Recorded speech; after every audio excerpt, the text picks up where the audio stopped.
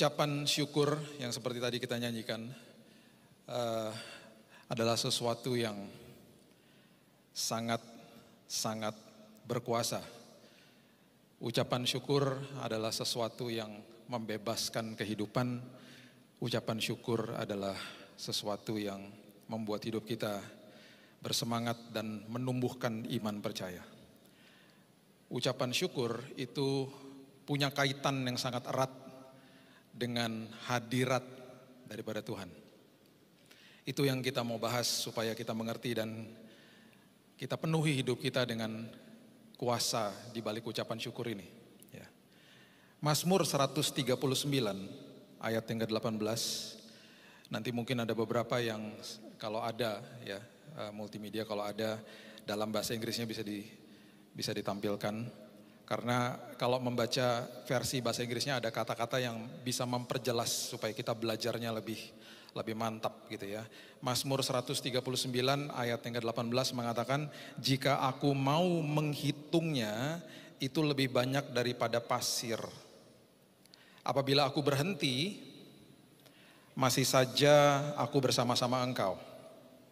Oke. Kita lihat bahasa Inggrisnya ya. Lebih jelas bahasa Inggrisnya mengatakan begini. I cannot even count them, they outnumber the grains of sand. Nah ini kata yang saya mau sampaikan kepada Bapak Ibu. And when I wake up, ketika saya bangun, tadi dalam bahasa Indonesia dikatakan ketika aku berhenti. Kalau baca versi bahasa Inggrisnya diperjelas lagi, ketika aku bangun, you are still with me. Engkau masih ada Tuhan. Oke. Kata bangun itu artinya kuts dalam bahasa Ibrani-nya. Arti kata kuts itu adalah kata aku terbangun dari tidurku. Dengan kata lain, pemazmur lagi memberitahu kepada kita bahwa sebelum aku tidur, engkau ada. Selagi aku tidur, engkau ada. Dan waktu aku bangun, engkau masih ada. Dengan kata lain, engkau tidak pernah tinggalkan aku Tuhan. Oke. Sekarang perhatikan prinsip ini baik-baik. Karena saya mulai gemes juga banyak orang yang suka bilang begini, saya gak rasakan hadirat Tuhan. Untuk semua orang percaya, Tuhan hadir 24 jam. Bahkan kalau ada lebih jamnya Tuhan hadir juga. Ketika aku sebelum tidur, aku tidur dan ketika aku bangun. Tuhan hadir. Kehadiran itu beda dengan hadirat. Saya bisa hadir itu artinya datang. Hadir itu artinya ada, seperti kita ini ada, kita hadir di tempat ini. Ada kemungkinan Bapak Ibu yang mungkin berteman di tempat ini ketika ketemu besok hari Senin, ngobrol, ternyata baru sadar Bapak Ibu itu ketika ketemu sama teman, oh ternyata kemarin ada di ibadah jam 9.30, sama-sama hadir tapi nggak ketemu. Kalau bicara soal hadirat itu adalah countenance to countenance, face to face, muka dengan muka, ketemu. Ya kok nggak ketemu ya? Oh ya karena rame, tempatnya besar, nggak ketemu, sama-sama hadir. Jadi di dalam sebuah kehadiran belum tentu ada hadirat. Di dalam sebuah hadirat pasti ada kehadiran. Tuhan selalu hadir. Jadi kalau sampai ada manusia yang mengatakan, khususnya orang percaya yang mengatakan aku tidak merasakan hadirat Tuhan, ya salahnya dia, bukan salah Tuhan. Dan bukan salah orang lain. Aku gak bisa rasakan hadirat Tuhan ketika ikut ibadah online, salahnya dia lah. Aku gak bisa rasakan hadirat Tuhan ketika ibadah itu, ibadah ini dan seterusnya. Ya salahnya dia. Kita mau belajar korelasi yang luar biasa antara hadirat dan ucapan syukur. Sesuatu yang mungkin gak pernah kita pikirkan sebelumnya. Dan ada sebuah kuasa di balik itu semuanya. Kenapa? Karena gini. Manusia berhasil dibohongi. Manusia berhasil dibohongi oleh iblis dengan modus operandi yang dia masih lakukan sampai hari ini. Manusia sejak diciptakan, sejak awalnya manusia ada di dalam kondisi yang lebih daripada sempurna. Lebih daripada sempurna. Kalau mau digambarkan kondisi manusia pada saat itu lebih daripada sempurna. More than perfect. Kenapa? Karena ada di dalam hadirat Tuhan. Ketemu muka sama Tuhan. Gak ada ibadah-ibadah seperti begini saat itu. Gak ada perantara, gak ada imam besar, gak ada. Mereka berkomunal langsung directly sama Tuhan. Itu hadirat. Nah, yang iblis mau lakukan sampai akhirnya manusia jatuh dalam dosa adalah memisahkan manusia dengan hadirat Tuhan. Ketika itu terpisah, udah beres. Dia bisa melakukan segala-galanya terhadap kehidupan itu. Itu yang mau dipisahkan. Itu yang harus dipelajari. Itu yang harus dicegah. Karena itu bahaya. Bayangkan di dalam kondisi yang lebih daripada sempurna, iblis berhasil menjatuhkan manusia. Isi kebohongannya adalah ini. Kejadian pasalnya yang kedua, ayatnya yang keempat dan ayat yang kelima mengatakan begini. Kejadian pasal yang ketiga ayat keempat dan kelima mengatakan begini. Tetapi ular itu berkata kepada perempuan itu, sekali-kali kamu tidak akan mati. Padahal Tuhan mengatakan kalau kamu makan buah itu, you will surely die, kamu akan mati. Saya pernah sampaikan pelajaran tentang itu di beberapa tahun yang lalu sebelum pandemi. Kematian sejak awalnya sudah ada. Kematian, saya refresh ya supaya Bapak Ibu ingat lagi. Kematian sejak awal sudah ada, tetapi kematian diciptakan mati. Death was created death. Kematian ada, tapi kematian statusnya mati. Kematian tidak berkuasa atas manusia. Nah, kemudian Tuhan katakan begini, kalau kamu nggak taat, kalau kamu makan buah itu, kamu akan, you will surely die, kamu akan mengaktifkan kematian. Itu maksudnya. Dan kita sudah tahu akhirnya manusia jatuh. Ya. Jadi kematian sudah ada, tetapi kematian diciptakan mati pada saat itu. Nggak berkuasa atas manusia. Nah, Tuhan nggak bisa mengatakan begini, aduh, kok kenapa kamu makan? Kalau kamu makan terjadilah nanti proses penebusan yang panjang nantinya. Pemazmur mengatakan begini, your word is above your name. Firmanmu melebihi namamu. Jadi apa yang dikeluarkan oleh firmanmu nggak bisa ditarik balik. Integritas Allah ada di dalam firmannya. Tuhan gak bisa bilang ini, aduh kenapa kamu jatuh, ini prosesnya jadi panjang, ulang ya, reset ya, besok jangan dimakan buahnya, gak bisa. You will surely die, itu terjadi. Dibohongin sama iblis, enggak akan mati. Dengan kondisi yang berikut ini, dia katakan begini, ayat yang kelima. Tapi Allah mengetahui bahwa pada waktu kamu memakannya, matamu akan terbuka, kamu akan menjadi seperti Allah, tahu tentang yang baik dan yang jahat. Dengan kata lain, iblis lagi kasih tahu begini, kondisimu sekarang ini, yang ada di dalam kondisi yang lebih daripada sempurna, sangat-sangat luar biasa, tidak cukup. Kenapa dia katakan begini? Karena dia jatuh pun gara-gara ini. Gara-gara apa? Sebentar saya jelaskan. Nanti ada ayat-ayatnya. Ada bukti-buktinya. Ini kita harus bongkar supaya kita nggak bisa dibohongi sama dia lagi. Dan jangan mau dibohongi sama dia.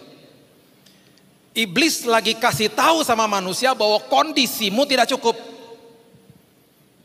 Padahal kondisinya ada di dalam hadirat Tuhan. Bayangkan kalau sampai dia berhasil pada saat itu membohongi manusia, apalagi kita yang hidupnya jauh di dalam dunia yang jauh daripada sempurna.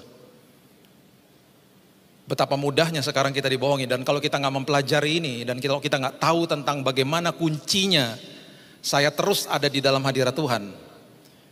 Terus menerus kita akan jatuh lagi, terus menerus kita akan komplain lagi, terus menerus kita akan hidup di dalam depresi. Terus menerus begitu aja, ngadapin masalah nggak kuat, ngadapin ini nggak kuat, nggak bertumbuh di dalam Tuhan. Iblis berhasil menjatuhkan manusia karena dia menghembuskan kebohongan bahwa kondisimu tidak cukup. Ketika manusia percaya bahwa kondisinya tidak cukup, otomatis manusia tidak mengucap syukur. Paham ya? Dan ketika manusia tidak mengucap syukur, perhatikan ayat berikut ini yang mengerikan. Ayat 6. Perempuan itu melihat bahwa buah pohon itu baik untuk dimakan dan sedap kelihatannya. Lagi pula pohon itu menarik hati karena memberi pengertian, lalu ia mengambil dari buahnya, dimakan, diberikan kepada suaminya yang bersama-sama dengan dia, dan suaminya pun memakannya. Di saat manusia tidak mengucap syukur, dosa kelihatan menarik. Di saat manusia tidak mengucap syukur, dunia kelihatan menarik. Dan dengan gampangnya Tuhan diganti dengan ilah yang lain karena gak ngucap syukur. Bayangin loh, di dalam hadirat Tuhan pun begini. Tuhan tahu bahwa manusia tidak mengucap syukur dan itu adalah alasan kenapa manusia jatuh dalam dosa. Itu sebabnya firman Tuhan membongkar kebohongan ini semuanya. Dan makin saya pelajari, ini saya pelajari sudah bertahun-tahun. Pertama kali saya khotbahkan ini kira-kira 15 tahun yang lalu. Makin kesini ketika dipelajari makin terbuka lagi banyak hal-hal yang baru. Makin merinding saya.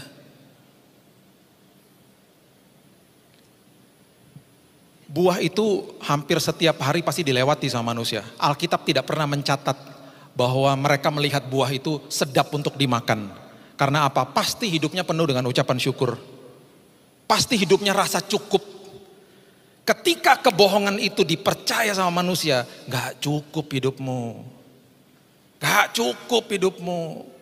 Sekarang dalam semua aspek hidup, akhirnya apa? Kita banding-bandingkan hidup kita dengan orang lain.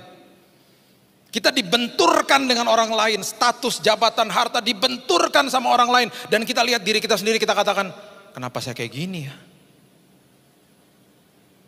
Di saat itu, dosa kelihatan menarik. Jadi catat ini baik-baik. Kalau sebaliknya yang kita lakukan, kita senantiasa isi hidup kita dengan ucapan syukur, dosa tidak akan pernah kelihatan menarik. Bahkan kita sedang memposisikan hidup kita untuk sangat sulit jatuh dalam dosa. Karena senantiasa mengucap syukur. Kejadian 3 ayat yang ke-23 sampai 24 mengatakan, lalu Tuhan Allah mengusir dia dari Taman Eden supaya ia mengusahakan tanah dari mana ia diambil. Ia menghalau manusia itu dan di sebelah timur Taman Eden ditempatkannya beberapa kerub dengan pedang yang bernyala-nyala dan menyambar-nyambar untuk menjaga jalan ke pohon kehidupan. Saya nggak punya waktu untuk membahas pohon kehidupan. Ya ada pelajaran tersendiri untuk pohon kehidupan. Saya nggak punya waktu untuk bahas itu. Yang saya mau tekankan adalah di ayat ini adalah manusia mengalami fase kematian 2 kali.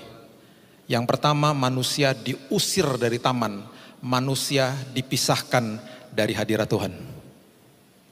Dan itu yang iblis mau lakukan. Dipisahkan dari hadirat Tuhan. Setelah itu manusia masih hidup beratus-ratus tahun, manusia akhirnya mati secara fisik. 2 fase kematian, pertama dipisahkan dari hadirat Tuhan, yang kedua mati secara fisik. Itu sebabnya penebusan Yesus juga begitu. Ya, kalau ingat pelajaran yang dulu, penebusan Kristus juga sama. Dia melewati 2 fase kematian. Fase kematian yang paling berat yang pernah dicatat sama Alkitab adalah ketika Yesus dipisahkan dari hadirat Bapa, bukan kematian secara fisik. Dia tidak pernah tertulis komplain soal kematian secara fisik, walaupun sakitnya luar biasa, kita tahu semua itu. Tetapi yang membuat dia mengerang luar biasa dan menjerit, Father, why have you forsaken me? Kenapa engkau tinggalkan aku? Itu adalah ketika dia dipisahkan dari hadirat Bapa. Kenapa? Karena semua yang dialami manusia harus ditebus sama dia. Dan penebusan A diganti A, B diganti B. Yesus mengalami 2 fase kematian. Fase kematian yang paling pertama, yang paling berat adalah ketika dia dipisahkan dari hadirat Bapanya. Kenapa semuanya ditebus? Supaya hari ini kita tidak akan pernah bisa dipisahkan dari hadirat Tuhan. Itu ditebus makanya. Itu sebabnya dia mengalami peluh bercampur darah, namanya hematohidrosis. Dr. Frederick Zugebe mengatakan bahwa selama prakteknya dia nggak pernah menemukan orang yang mengalami hematohidrosis. Hematohidrosis adalah ketika stresnya sudah akut sampai peluh bercampur darah, pecah pembuluh darahnya. Dr. Frederick mengatakan, saya nggak pernah ketemu case seperti begini karena sebelum sampai ke titik itu manusia sudah bunuh diri. Manusia nggak tahan. Yesus mengalami stres yang sampai akut supaya apa? Supaya kita nggak usah alami itu lagi. Jadi kalau sampai masih mengalami hal seperti itu, ada yang salah di dalam kita. Semuanya sudah ditebus. Itu fase-fase kematian yang dialami sama Yesus. Karena manusia dipisahkan dari hadirat Tuhan. Perhatikan prinsip ini baik-baik sebelum saya lanjutkan. Sebagai orang percaya, seperti ayat yang tadi dikatakan, dia selalu hadir 24 jam dengan kita. Tidak pernah meninggalkan kita. Ya, sekali lagi ya, hadir sama hadirat beda toh. Hadir, dia hadir. Kita berjalan kemanapun dia hadir, dia ada di situ. Nah seringkali kita dialihkan kepala kita kepada masalah sama iblis. Dialihkan kepala kita kepada hal-hal yang duniawi, kepada hal-hal yang seperti itu. Kita dibuat kondisinya rasanya nggak cukup, dialihkan kepala kita. Yesusnya tetap hadir. Ketika kita mulai dialihkan kepala kita, disitulah manusia sering merasakan bahwa aku nggak rasakan hadirat Tuhan, padahal dia hadir. Bagaimana supaya saya bisa tetap merasakan hadirat Tuhan ketika dipalingkan kepalanya terhadap dosa lah, terhadap dunia lah, dibenturkan kepada manusia lain lah, mulai ada rasa tidak enak lah, mulai perkatakan begini di sikap hati kita, Tuhan, aku isi hariku dengan ucapan syukur. Karena ucapan syukur adalah dasar dari penyembahan dan ucapan syukur adalah bukti dari imanku. Aku belum lihat apa yang terjadi ya Tuhan, walaupun berat, Tuhan aku ucapkan syukur kepadamu karena aku tahu Engkau baik. Engkau lagi merancangkan segala sesuatu, bukan satu hal, segala sesuatu untuk mendatangkan kebaikan bagi aku. Ketika kita isi dengan ucapan syukur, ini kan dia hadir. Itu sama dengan kita memalingkan mata kita kepada dia. Di situnya kita akan merasakan hadirat Tuhan. Itu ucapan syukur. Jadi kalau sampai orang mengatakan saya nggak rasa hadirat Tuhan, salah sendiri. Hidupnya pasti nggak punya ucapan syukur. Ketika mengucap syukur senantiasa, kita sedang memalingkan mata kita countenance to countenance, face to face. Terima kasih Tuhan. Walaupun masalah masih ada. Di situ kita bisa katakan, aku rasakan hadirat Tuhan. Hadirat Tuhan sekali-kali menyentuh emosi, betul. Dengar khotbah, lagi pujian, kita bisa menangis. Hadirat Tuhan tidak bisa dinilai dengan emosi. Hadirat Tuhan dinilai dengan iman.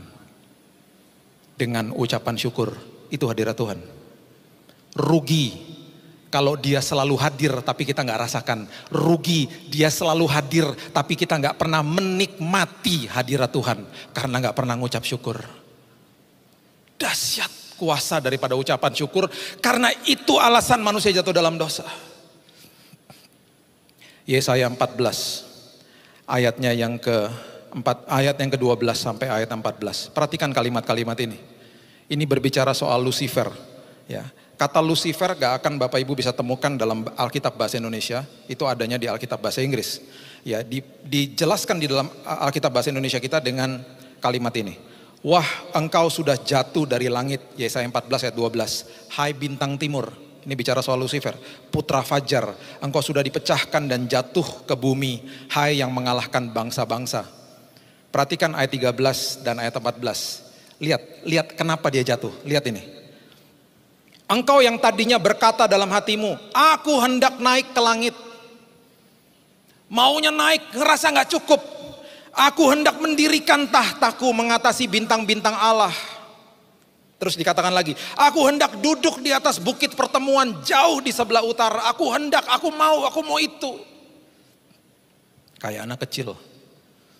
Ayat 14, aku hendak naik mengatasi ketinggian awan-awan, hendak menyamai yang maha tinggi. Dia merasa tidak cukup, dia jatuh, dan modus operandi itu diberikan kepada manusia dan manusia percaya. Katanya siapa? Dia masih gak lakukan hal yang sama. Kebohongan dia selalu berisi itu. Dikasih kondisi-kondisi yang merasa supaya kita merasa tidak cukup. Selalu seperti itu. Perhatikan Yesaya 14 ayat yang ke-11. Nanti kalau ada bahasa Inggrisnya lebih jelas juga ini ayatnya. Perhatikan ini kalau saya baca membuat saya merinding. Yesaya 14 ayat 11 ini berbicara soal dia juga. Ke dunia orang mati sudah diturunkan kemegahanmu, dan bunyi gambus-gambusmu, ulat-ulat dibentangkan sebagai lapik tidurmu, dan cacing-cacing sebagai selimutmu. Dalam bahasa Inggrisnya dikatakan, your pomp is brought down to Sheol, and the sound of your string instruments. Ada kata itu, garis bawahi kata-kata itu kalau Bapak Ibu punya Alkitab bahasa Inggrisnya. String instruments, the maggot is spread under you and worms cover you. Dia diciptakan, sudah ada alat musik diciptakan di dalam dia. Alat musik yang terbuat dari senar ada di dalam dia.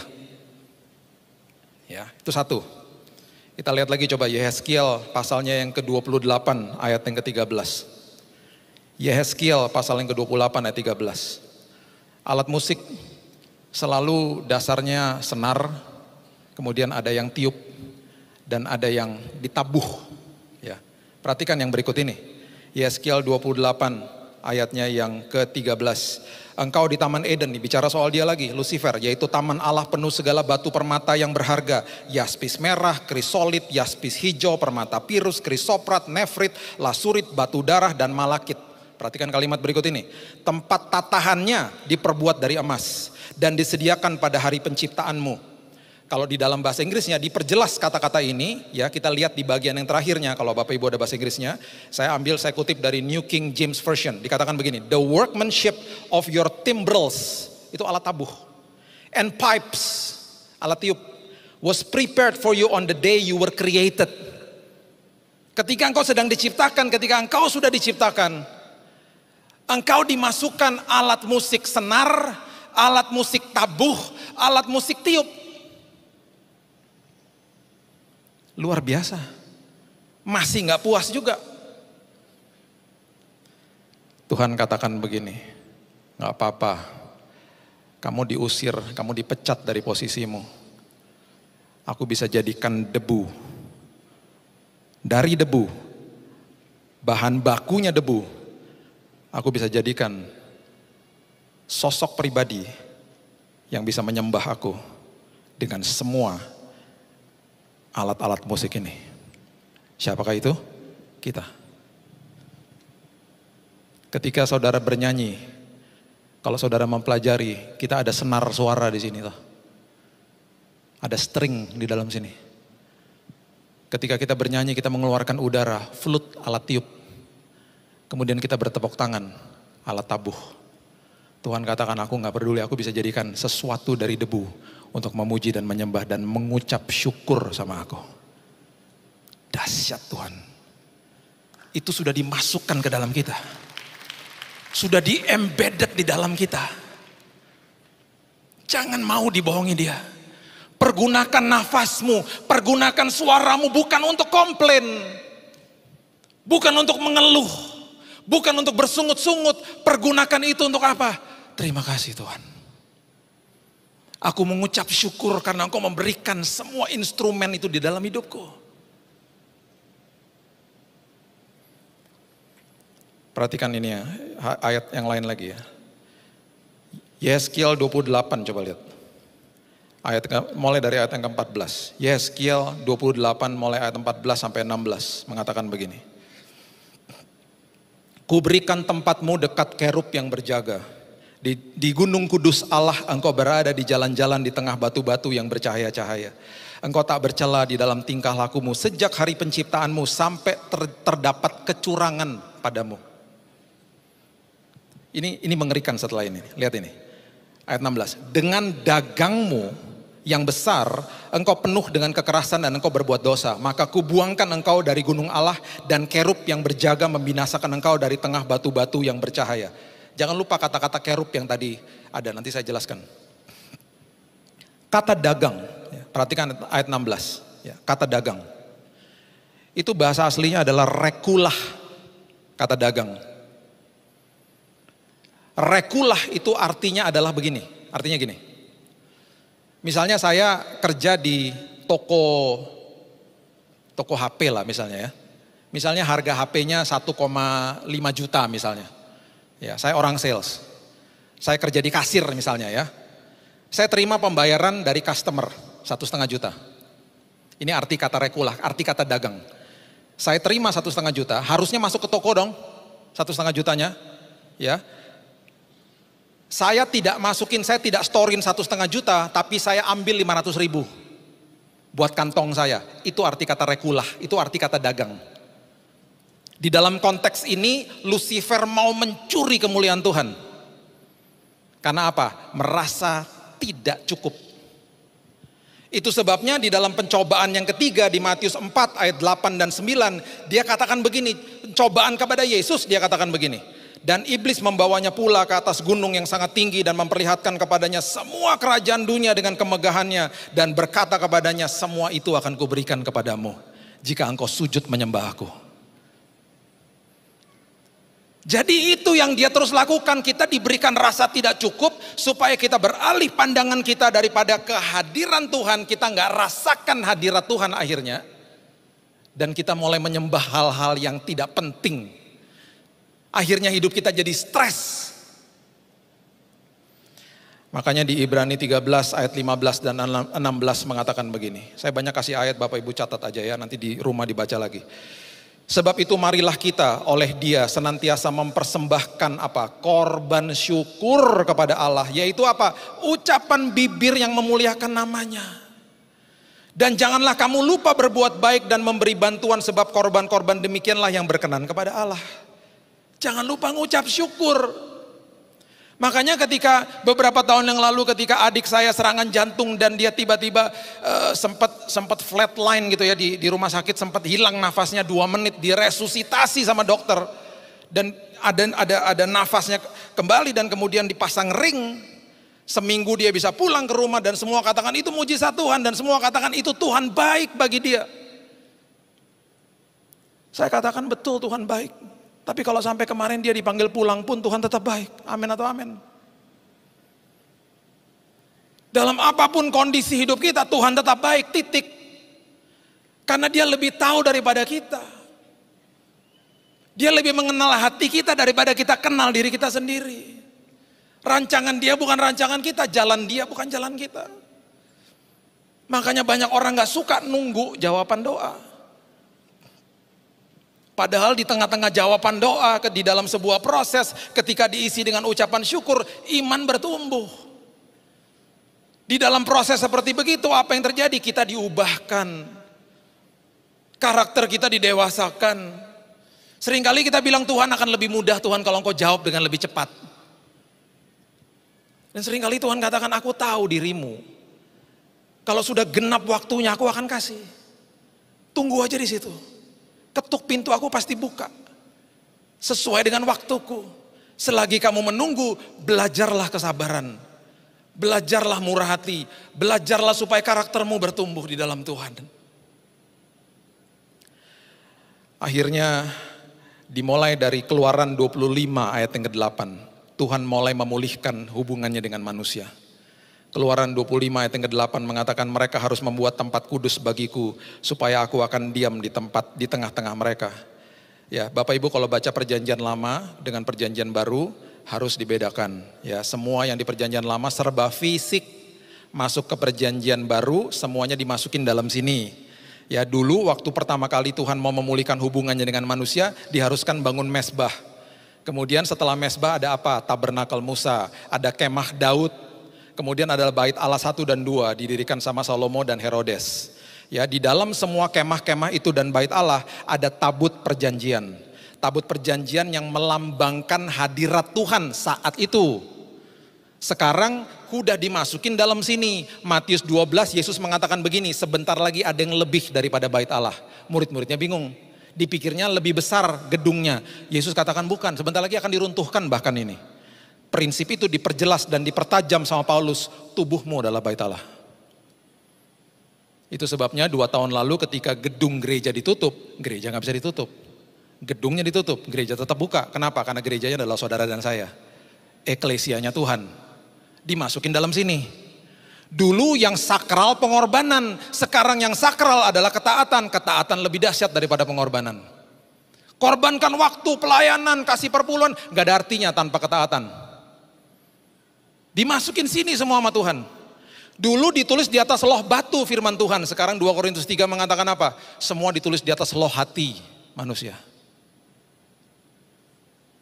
Dulu mezbah, kemudian Wahyu 4 ayat 9 mengatakan begini. Setiap kali, Wahyu 4 ayat 9, makhluk-makhluk mempersembahkan puji-pujian, hormat dan apa? Ucapan syukur kepada Dia yang duduk di atas tahta itu dan hidup sampai selama-lamanya. Ucapan syukur selalu akan memalingkan countenance, muka kita, mata kita kepada Tuhan. Dan kita bisa rasakan hadiratnya. Rugi kalau kita gak ngucap syukur. Dia hadir tapi kita gak nikmati. Kenapa? Karena gak ada ucapan syukur. Kita berpaling terus kepada dunia padahal Dia hadir ada di sini. Itu sebabnya Mazmur 100 ayat 4. Perhatikan, ini penting sekali. Mazmur 100 ayat 4. Masuklah melalui pintu gerbangnya. Passwordnya apa? Kuncinya apa masuk lewat pintu gerbangnya? Dengan apa? Nyanyian syukur. Ke dalam pelatarannya dengan puji-pujian, bersyukurlah kepada dan pujilah namanya. Mau lihat Tuhan, mau rasakan hadiratnya, mau ucap syukur. Karena Tuhan tahu manusia jatuh dalam dosa karena tidak mengucap syukur. Perhatikan Roma 1 ayat 21. Roma 1 ayat 21. Ya, yang pertama tadi kalau kita mengucap syukur, kita akan memposisikan hidup kita untuk sangat sulit jatuh dalam dosa. Yang kedua, Roma 1 ayat 21. Sebab sekalipun mereka mengenal Allah, mereka tidak memuliakan Dia sebagai Allah atau mengucap syukur kepadanya. Alhasil apa? Sebaliknya pikiran mereka menjadi sia-sia dan hati mereka yang bodoh menjadi gelap. Orang yang tidak isi hidupnya dengan ucapan syukur setiap hari sama Tuhan, gak ada hikmat. Hidupnya gak berhikmat. Hidupnya stres, hatinya gelap. Makanya setiap pagi, ini saya bagikan share saya nih kepada Bapak Ibu yang dikasihi Tuhan. Saya kutip Yohanes 14 ayat 27. Tuhan, itu damai yang Tuhan sebelum Dia mati di kayu salib, Dia tinggalkan damai. Dia gak tinggalkan yang lain-lain. Ini loh damai aku tinggalkan bagimu. Damai yang aku berikan bukan seperti yang dunia berikan. Yang dunia berikan adalah damai setelah engkau selesai menghadapi masalah. Damai yang aku berikan adalah selagi engkau menghadapi masalah, ada damai. Jangan gelisah hatimu. Kemudian 1 Petrus 5 ayat 7-8 mengatakan, dia seperti singa yang mengaum-ngaum mencari mangsa yang dapat ditelan. Berarti ada orang-orang yang tidak dapat ditelan sama kebohongan iblis. Siapa? Jemaat Betaninginden pastinya. Kenapa seperti itu? Karena ayat sebelumnya dikatakan begini, serahkan kekhawatiranmu kepadaku. Jadi setiap pagi, kalau bangun pagi saya bilang gini, Tuhan serah terima ya. Walaupun aku belum merasakan kekhawatiran, serah terima Tuhan. Hari ini aku serah terima kekhawatiranku kepadamu, tukar sama damai-Mu. Supaya sepanjang hari ini Tuhan, aku nggak bisa dibohongi sama iblis. Aku akan mulai hari ini Tuhan dengan ucapan syukur. Ucapan syukur. Akhirnya sepanjang hari penuh hikmat, sepanjang hari penuh kemenangan. Walaupun masih ada masalah. Yang ketiga, saya tutup dengan ini. Di dalam sebuah ucapan syukur, ini yang terjadi. 2 Tawarikh 20. Banyak sekali hal-hal yang luar biasa di dalam firman Tuhan tentang ucapan syukur. 2 Tawarikh 20, Yosafat dikepung sama Bani Moab sama Bani Amon. Bani Moab sama Bani Amon adalah bani yang lahir dari incest. Jadi mereka keji. Kalau bertempur bukan serdadu yang dibunuh. Istri dan anak-anak diambil sebagai budak. Jadi semuanya berhadapan sama Tuhan dan katakan, Tuhan, what should we do? Apa yang harus kita lakukan? 2 Tawarikh 20 ayat yang ke-21 mengatakan begini. Setelah ia berunding dengan rakyat, ia mengangkat orang-orang yang akan menyanyi nyanyian untuk Tuhan dan memuji Tuhan dalam pakaian kudus yang semarak pada waktu mereka keluar di muka orang-orang bersenjata sambil berkata, nyanyikanlah nyanyian syukur bagi Tuhan, bahwasannya untuk selama-lamanya kasih setianya. Mereka maju berhadapan dengan orang bersenjata. Ada kemungkinan mereka mengatakan begini, Tuhan bawa senjata enggak? Tidak.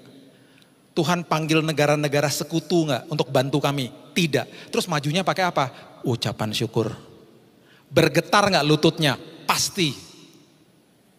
Di muka orang-orang bersenjata kok. Disuruh maju dengan ucapan syukur. Ingat, dari tadi awal kita membahas semua yang menjaga hadirat. Ya, enggak perlu dijaga, cuman yang disuruh, ditugaskan ya untuk ada di dalam hadirat Tuhan. Itu selalu malaikat kerub. Selalu malaikat kerub. Malaikat kerub kalau Bapak Ibu baca di Yehezkiel, sisi mukanya 4, dadanya ada bara api kalau jalan berderu-deru. Itu malaikat kerub. Saya selalu jelaskan begini sama anak-anak saya. Departemen penerangan yang pimpin Gabriel, dia selalu yang membawa berita. Departemen pertahanan yang pimpin Michael. Di Daniel, anak buahnya dikirim untuk jawab doanya Daniel, tertahan di udara dengan malaikat Persia, itu iblis. Perang di udara, jenderalnya turun. Dia katakan begini, ada apa? Bos, sorry bos, ini ribet nih bos, lagi perang nih bos. Kamu turun buruan, I'll take care of this. Dia yang berperang, gantikan anak buahnya turun ke Daniel, mohon maaf bos, saya tertahan di udara. Sekarang udah Pak Jenderal yang tolongin saya. Ada satu lagi Departemen Praise and Worship. Namanya Lucifer, kita udah bahas dari tadi. Dipecat udah. Dipecat gara-gara gak mengucap syukur. Makanya Alkitab mengatakan apa? Dicari penyembah-penyembah yang menyembah Tuhan di dalam roh dan kebenaran. Siapa? Bapak, Ibu dan saya. Kita dicari sama Tuhan menggantikan posisi dia, makanya dia paling benci sama kita. Ada satu lagi departemen namanya Pas Pampres. Itu kerub. Ketika imam besar masuk ke dalam ruang maha suci, itu di atas tabut perjanjian, itu ada lambang kerub wings.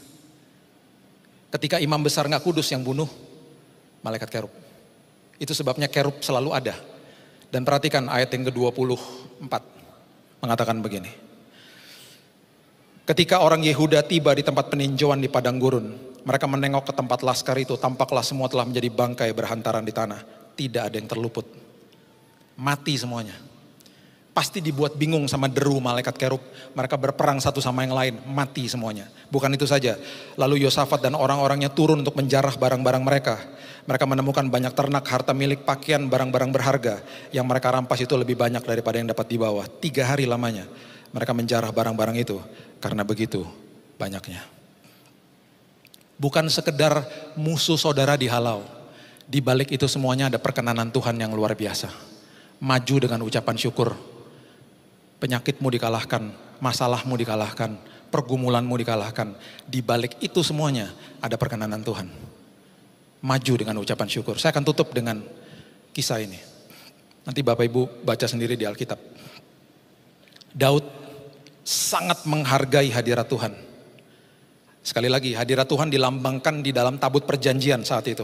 Dia katakan begini kepada advisernya, Nabi Nathan namanya. Nathan, kamu tanya sama Tuhan, itu yang benar aja, masa tabut perjanjian ada di bawah kemah yang reot, sementara aku tinggal di dalam istana yang penuh dengan kayu aras, gak benar. Menghargai hadirat Tuhan. Sekali lagi ya, kalau kita baca perjanjian lama semuanya serba fisik. Kamu tanya sama Tuhan, saya mau dirikan bait Allah. Nabi Nathan balik, dia katakan begini, bos gak usah bos. Kata Tuhan, biar nanti anaknya bos aja yang bangun. Namanya siapa? Salomo. Tapi karena inisiatifnya datang dari Daud, menghargai hadirat Tuhan, Tuhan membuat Holy Covenant, perjanjian kudus. Isinya apa? Kerajaan, keluarga dan keturunanmu akan aku kokohkan sampai selama-lamanya. Itu isinya. Setelah Daud punya anak, punya cucu, punya keturunan, banyak raja-raja keturunan Daud hidup dalam dosa. Alkitab selalu mencatat begini, harusnya aku koyakkan kerajaanmu. Ada namanya Raja Abiam. Oh banyak sekali nama-namanya. Dia katakan harusnya aku koyakkan kerajaanmu, tetapi karena moyangmu Daud, aku luputkan kerajaanmu. Ada perjanjian kudus. 300 tahun Daud sudah mati, Daud sudah gak ada. Hiduplah seorang raja namanya Raja Hizkia. Dikepung sama bangsa Asyur. 185.000 tentara Asyur mengepung Raja Hizkia. Apa yang terjadi? Alkitab mencatat malaikat Tuhan keluar malam-malam, itu pasti kerub. 185.000 tentara Asyur mati ditumpas. Dan Alkitab mengatakan apa? Aku melakukan itu untuk for my name's sake, untuk namaku, karena namaku dan karena moyangmu Daud. Siapa keturunan Raja Daud hari ini? Bangsa Israel. Keluarga dan keturunanmu aku kokohkan sampai selama-lamanya. Nanti akhir Juni kita ada berangkat lagi ke Israel. Sekarang ada tur ke Tel Aviv yang mengunjungi tempat pabrik dan lain sebagainya, belajar tentang inovasi yang mereka lakukan. Kenapa? Karena mereka melakukan banyak hal yang kita nggak sadar. Ya, saya dulu waktu tinggal di luar, banyak teman-teman saya yang marinir pergi ke Israel. Saya tanya gini, buat apa? Belajar sistem keamanan. Ada perusahaan Given Image mengeluarkan kamera terkecil yang bisa masuk ke tubuh manusia. Mereka awalnya menguasai dunia medis, menguasai perbankan. Prosesor yang ada di HP kita itu ciptaan mereka. Mereka nggak pernah ciptain handphone. Semua handphone bayar royalti ke mereka karena prosesornya dari mereka. Kenapa? Kerajaan keturunanmu akan aku kokohkan sampai selama-lamanya. Isi hidupmu dengan ucapan syukur. Keluarga dan keturunanmu akan dikokohkan Tuhan sampai selama-lamanya. Itulah kuasa di balik ucapan syukur. Memposisikan hidup kita untuk sangat sulit jatuh dalam dosa. Membuat kita berhikmat. Masalah kita dihalau sama Tuhan. Ada perkenanan Tuhan. Dan keluarga dan keturunan kita dikokohkan selama-lamanya. Isilah hidupmu dengan ucapan syukur. Supaya engkau berpaling kepada wajahnya dan mengatakan, aku menikmati hadiratmu ya Tuhan. Hari lepas hari. Berikan tepuk tangan kita untuk Tuhan kita.